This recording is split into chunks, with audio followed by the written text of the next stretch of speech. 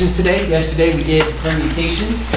I do want to rehash permutations just shortly, but combinations are today. Or actually, it wasn't yesterday, was it? Because we reviewed yesterday. But anyway, combinations.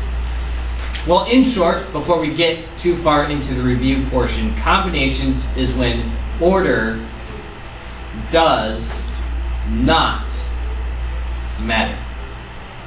That's when we have combinations. Alright, so order does not matter. Now, just to rehash, we did two things earlier in the week. We did the multiplication principle. And this would be, for example, like if we had, we were choosing a sandwich, let's say. Or a meal. Let's say we're choosing a meal. And we have 4 sandwiches we could choose from. And we have 3 desserts. And maybe 2 drinks. I don't know. For some reason we have more sandwich options than we have drink options. Mom only has water and milk or something like that. So multiplication principle we can use to answer the question, well, how many ways or how many sandwiches or meals can we make out of this? And all we do is 4 times 3 times 2. So that's going to be 24, right? So that's 24 different meals we can make with this. And we identify it as a multiplication principle because we have several distinct things. They aren't at all related to each other necessarily. So we just multiply each number of things or options that we have. Then we did permutations. And for permutations, we have a formula. It's NPR, where N is the number of options total, and R is the number we want, or the number we are going to take. And we read this, I like reading, like if I had 10P3, I like reading that as 10 permute 3. I think even your book, instead of saying permute, says 10 things taken 3 at a time. I find using the word taken too ambiguous. Permutations we're going to use when order does matter.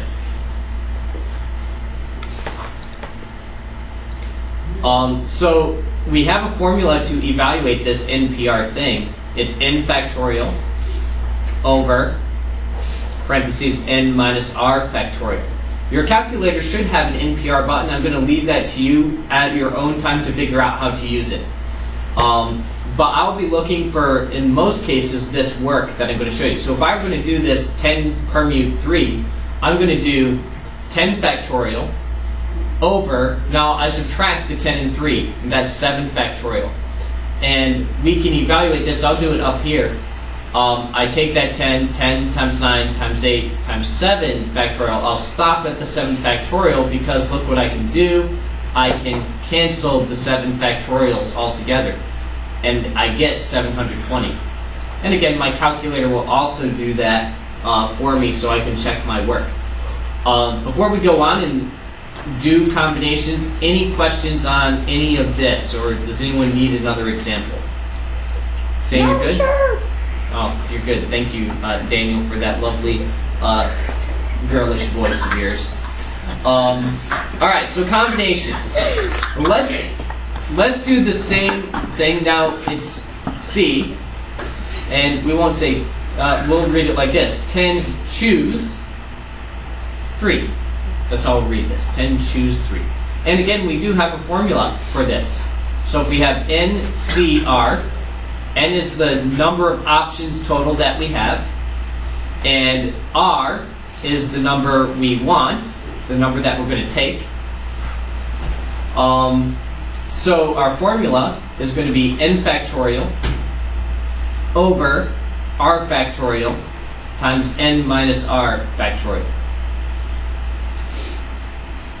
Now, I'm not going to get into why it is this formula, but we do have this extra r factorial here. And the reason why is that we want to remove repeats. What do I mean repeats? Since order doesn't matter. Does not matter. Because I don't want to write that out every single time. Does not matter. DNM. Let's do an example. Well, let's finish evaluating this. So we have 10 factorial over. Now r factorial is at 3. So 3 factorial. And then n minus r is going to be 10 minus 3, that's 7 factorial. And like with the permutation, I'll start writing that 10. And I'm going to count down that 10 all the way down to the highest number I have in my denominator. I have 3 factorial. 3 factorial is 3 times 2 times 1. Oops, I wrote 3 twice. That's a 2 right there. I'll just rewrite it because that's confusing. 2 times 1. And I don't need to write out that 7 factorial. Do we see why? No. Because I can cancel them. Oh. Do we see that? Yes. Okay. So, and then the 3 and 2. The 3, do we see that I could cancel that 3 with something? A 9. And that 9 becomes a 3. And this 2, I can cancel with something else. 10. Sure. And that 10 will become a 5. So I get 5 times 3 times 8. 120. Yes, 120. In general, we should find that the number of combinations is generally less than the number of permutations if we're given a similar situation. So let's do 2 examples that are similar, a similar setup, but show us the difference between a combination and permutation. And multiplication principle, we'll throw that in there too. So here's our setup to illustrate this. Let's say we have a baseball team, and we do, we have a baseball team, but we're going to give ourselves 12 players, a baseball team of 12 players. And let's say that here are 2 situations. We are going to select a starting batting order from those 12.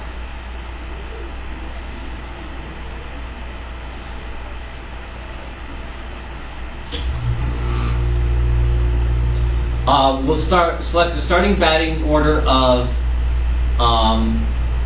what do we say, 4 players? Sure, why not? Starting batting order of 4 players from the 12 players. And our other situation we're going to have, which actually we would probably do this second situation first, and those of you who play baseball know that you do not field all 12 players, do you, in the field? How many do you field? 9. 9. So we're going to select 9 of our 12 players to actually play in the game. So the rest are benched.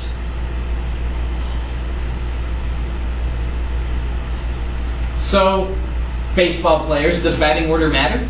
Yes. Yes, it does.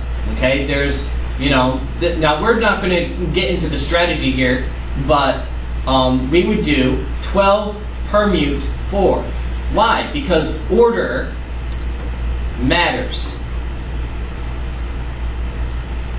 Well, why does it matter? Do you care whether you bat or not? Well, yeah, but we want generally the better player to bat fourth, right? 3rd and 4th are going to be our better batters, and we're hoping that we get lucky with batters 1 and 2, and that they get on base. Basically. Okay, so that would be a strategy here. Now we're just going to say we're choosing we're permuting these, I guess, randomly. So we're asking, well, how many different batting orders do we have? So we're going to use our formula. So that's n factorial. So that's going to be 12 factorial over n minus r factorial. So 12 minus 4 is 8.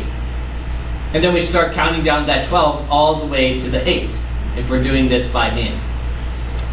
We're going to see we have a lot of different possibilities for batting order.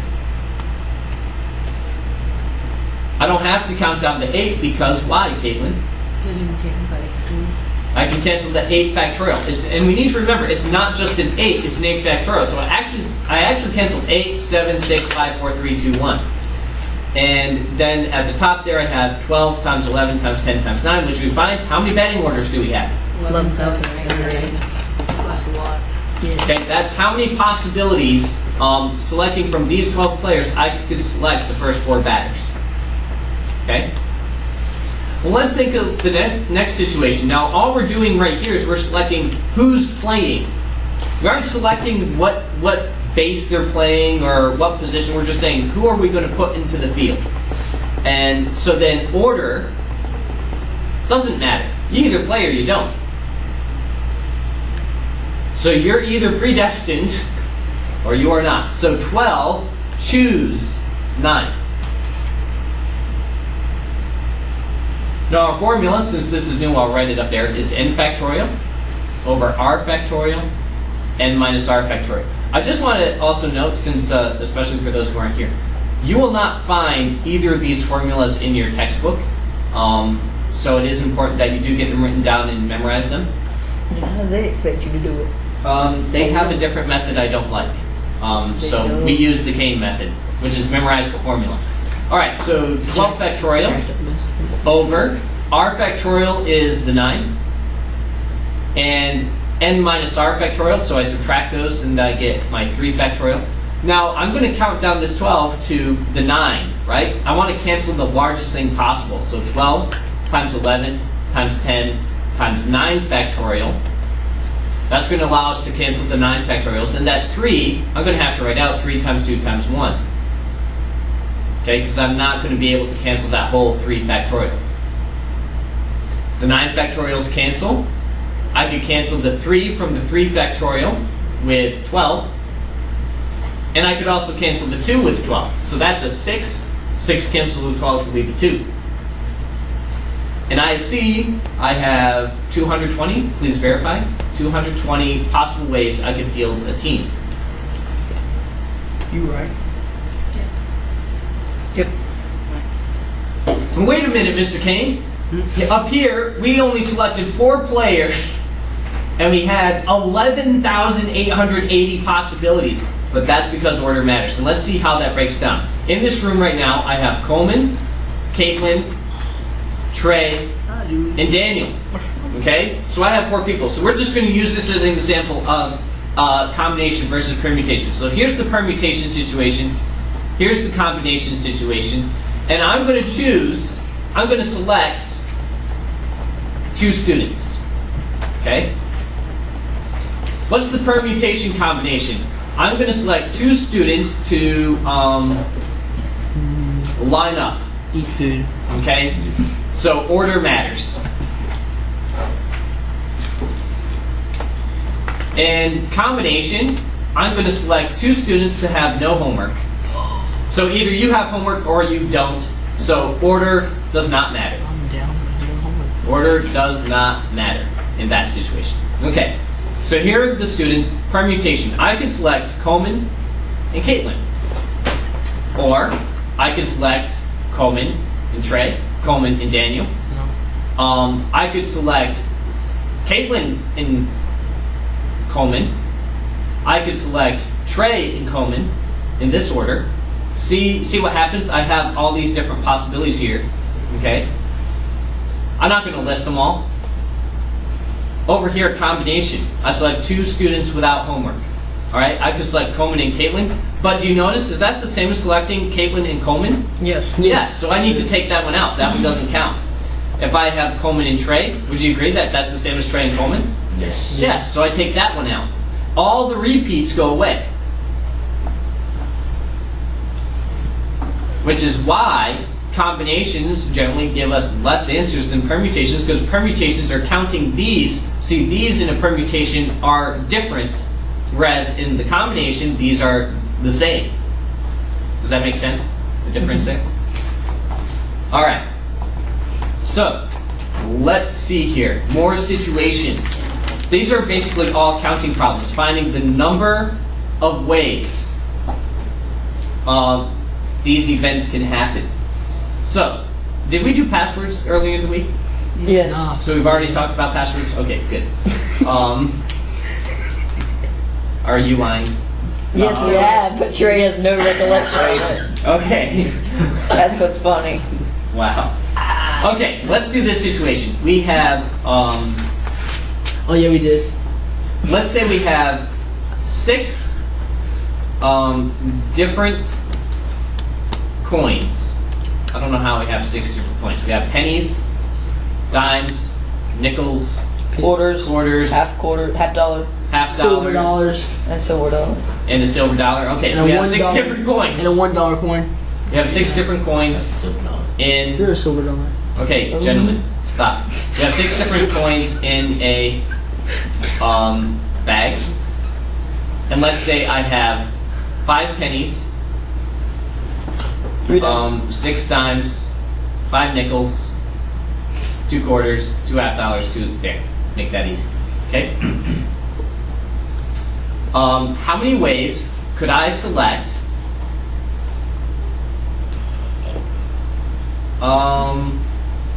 2 dimes. Now, 3. we're going to assume that the dimes are indistinguishable from each other, right? Yeah. All right. So how many possibilities do I have? 3. Ooh, a lot. 6, 10, Approximately 3. 16, 24. 24. How did you get 24? 5 plus 5, and then 6 plus 3 twos, which is also 6. So 6 plus 6 is 12, plus 10 is 24. Okay. Wait a minute. That's 22, Daniel. 22. 6 plus 6 is 12, at plus 10 is Oh 22. crap, yeah. So we have 22 coins. Okay, we have You see the 22 5 coins. pennies?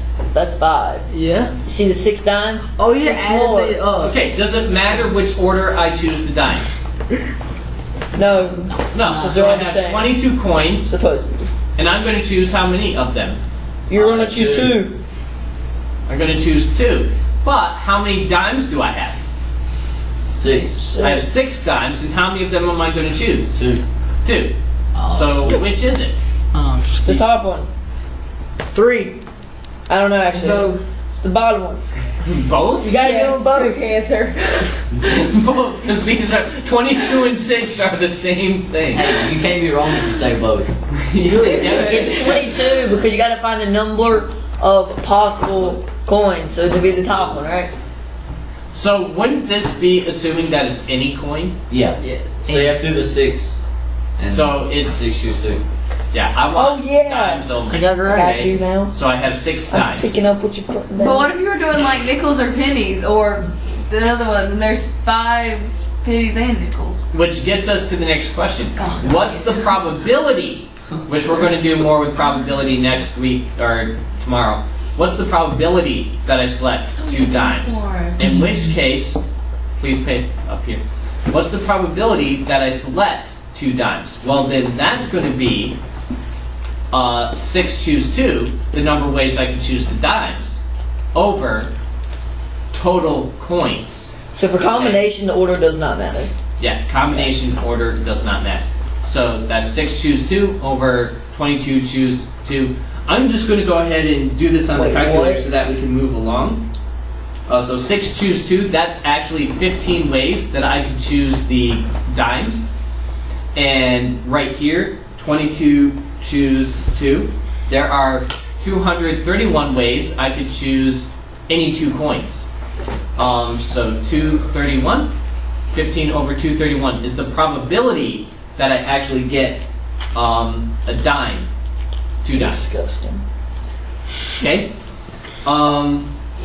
Let's see here. Let's say I have the letters P, Q, R on cards in a bag or something like that. Okay, so I have 3 items. How many ways could I select 3 of them? Okay, well, order doesn't matter. So I have how many things total? 3.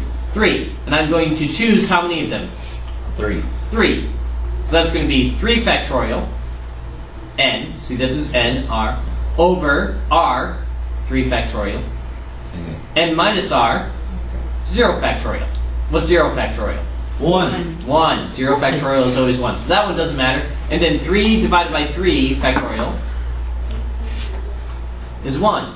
So one way I could choose these 3, which makes sense, right? Right. But what if I said, how many ways could I select them, but I want to note the order. Like, I want to know which came first. Well, then it'd be 3 permute 3, because I'm noting the order. So that would be 3 factorial over 0 factorial, which is 6. If I wanted to note the order that I select these from. Okay, let's say I have M, N, O, P, and I'm going to select 3. Manop. Okay, so how many items do I have? 4. 4. 4. And I'm going to, I don't care about the order, I'm just going to select them, choose 3. So what's going to be my numerator? 4 factorial. What's going to be my denominator? 3 factorial. Parentheses. 4 factorial. No. Yeah. No. 3 factorial. It's n factorial, Okay. r factorial, n minus r factorial. Okay. So I subtract those two It numbers. says 4 minus 3, which is 1. So that ends up not mattering. Notice that 0 factorial is 1, 1 factorial is also 1. Both of those are 1. True. Alright, so answer's 4. If I were to do this, that's what I get. 4. Alright, so what do you need to be able to do? You need to be able to do, as of the end of this class, page 689, numbers 1 to 10. You need to be able to do number 11, 12, 13. nope, not 13 Yeah, I yet, can have it. 16, 18, 20, 24. 21, and 22. Hey. Which, those of you who are in here right now, you get to do right now. Oh man.